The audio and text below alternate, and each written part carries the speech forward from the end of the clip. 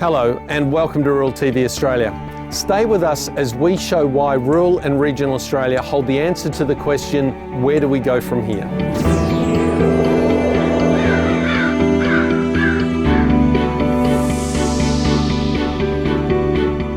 I'm Martin Frost. First up, 2020 has seen a number of Australia's largest field days in danger of folding if emergency funding to get them through the coronavirus pandemic isn't found. Almost all of our over 19 field days have been hard hit by Covid-19, and many had to cancel their 2020 events. Adverse events, including drought, had already put pressure on their cash reserves.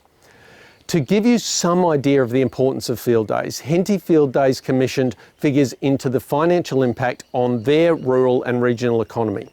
They found they were contributing $25 million to the local economy and more than $90 million to the national economy.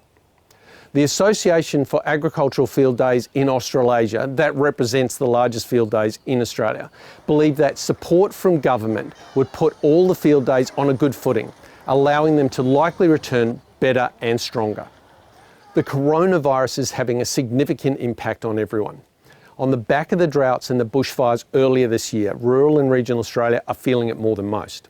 But beyond where we are now, rural and regional Australia are in a really strong position to lead us out the other side better than we are. Our agricultural sector is strong and only getting stronger in spite of the national and global challenges. The other area we could really develop is the manufacturing sector. We have over a number of years focused on service industries and strengthening our soft skills. Whilst this may have a place, we need to get back into the business of building stuff and buying Australian made. Listening to Macca on Sunday mornings on ABC, so many Australians keep shouting out, let's get back to making things. We already have a large number of strong manufacturing industries that have weathered the many global and technological changes. And this sets us up to go further. Over the coming weeks, I want to share conversations with people who understand how we can focus on a brighter future for rural and regional Australia, and what we can do, and what we need to ask of government to get this to work.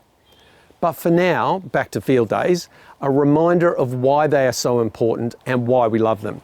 We're replaying day one of AgQuip 2014 for your viewing pleasure. And over the coming weeks, amongst our conversations, we'll bring you more from the archives.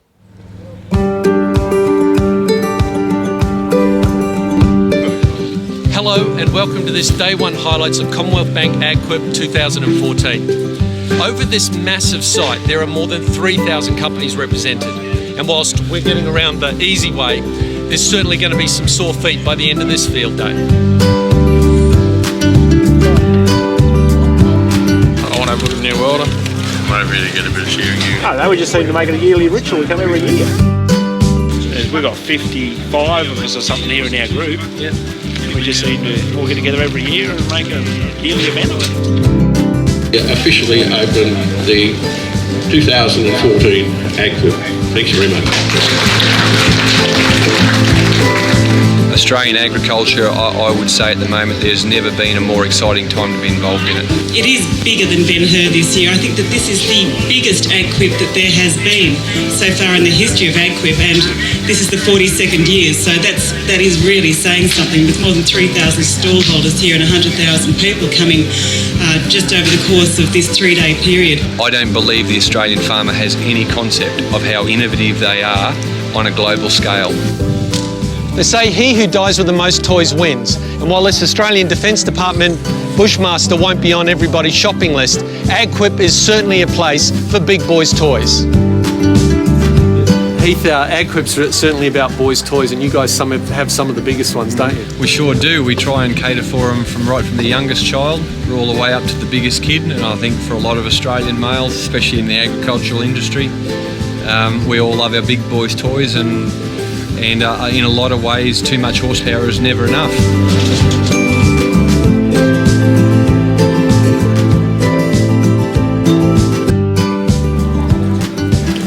How many scones and jam? If you want a scone, they're doing scones over there, but you can come back and get the tea here.